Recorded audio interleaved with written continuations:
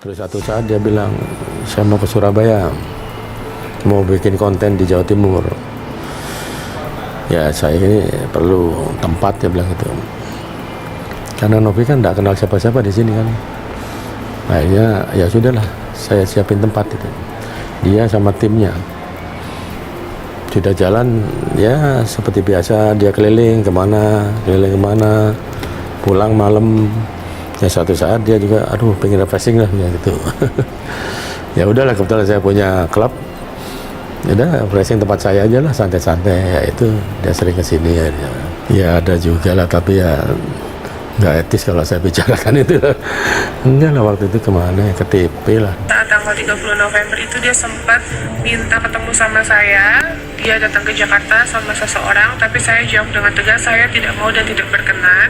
Nah dari situ berkembanglah dia selalu muncul di media, padahal dia ada statement dia tidak akan muncul di media lagi. Tapi saya nggak tahu kepentingannya apa. Saya kembalikan lagi, semua yang berhak menilai adalah netizen dan follower saya. Saya memberikan bukti dan fakta yang ada terkait semua hal itu. Kalau setahu saya ya bisa 2 botol habis. Memang kadang-kadang pulang pun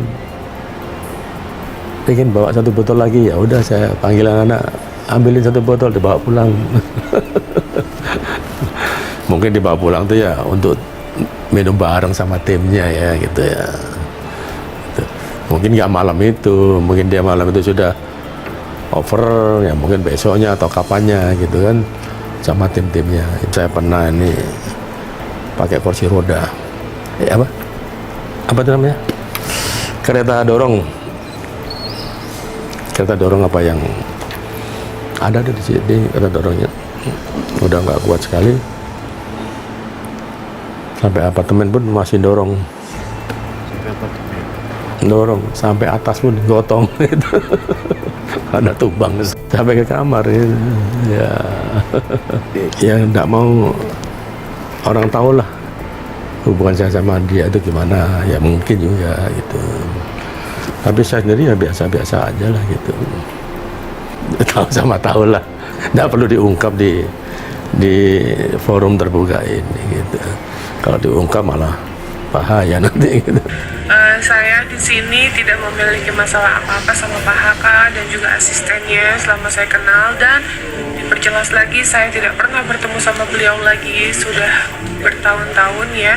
Dan terakhir itu waktu acara tempatnya dia kita diundang, itu aja guys.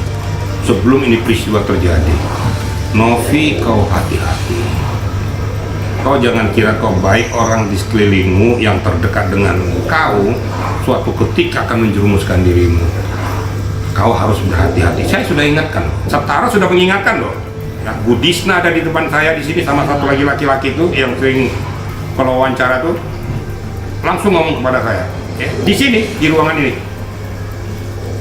Dia mengatakan saya sudah ingatkan, sudah sampaikan nggak boleh, tapi dipaksa juga harus terjadi.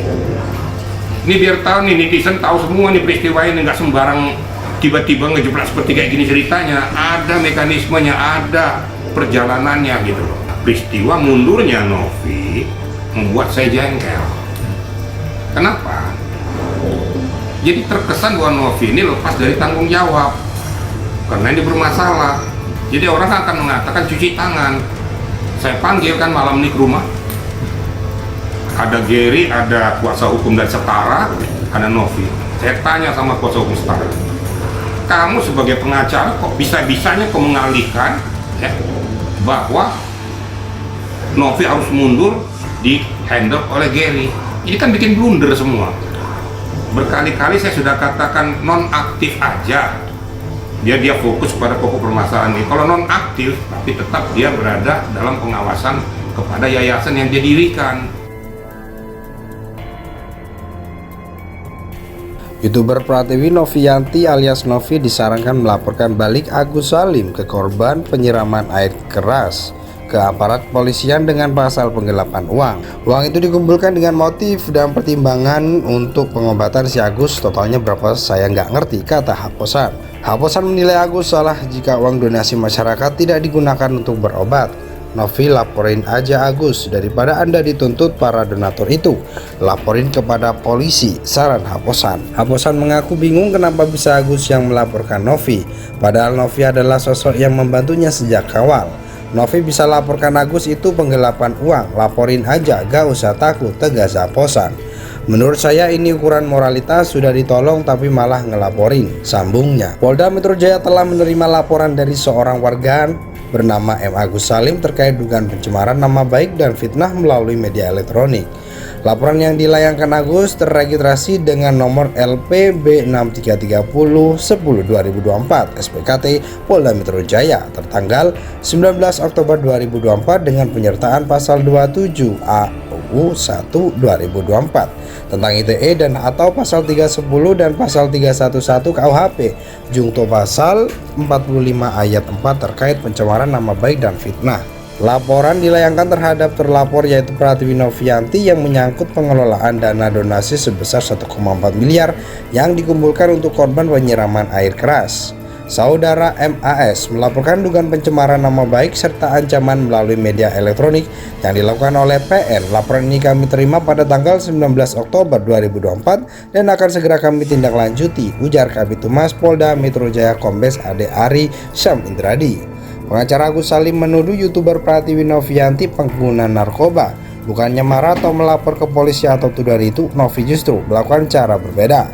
Aktivis sosial itu membuktikan dirinya bukan pemakai narkoba. Pratiwi Novianti mendatangi Balai Kesehatan dan melakukan tes urin Jumat 25 bulan 10 2024. Hari ini 25 Oktober 2024 saya melakukan tes urin di Balai Kesehatan, ucap Pratiwi Novianti dikutip dari tribunjakarta.com. Akan langsung saya serahkan, katanya. Tak cuma itu, Pratiwi Novianti juga mendatangi Balai Kesehatan Penerbangan untuk mengambil berkas hasil tes kesehatannya saat menjadi pramugari maskapai Sriwijaya Air. Pratiwi Novianti mengaku menjadi pramugari selama 8 tahun dan tak pernah sekalipun memakai narkoba. Hari ini aku habis dari Balai Kesehatan Penerbangan untuk mengambil story medical check up. Aku mulai dari tahun 2012 hingga 2020, ucap Pratiwi Novianti. Terakhir saya medical check up itu di bulan Maret dan saya resign di bulan November 2020. Ini lengkap ya selama saya bekerja 8 tahun di Sriwijaya Air, bahwa saya tidak pernah menggunakan obat-obat terlarang, imbuhnya. Netizen yang melihat video tersebut lalu berharap Pratiwi Novianti melaporkan pengacara Agus Salim atas tuduhan pencemaran nama baik.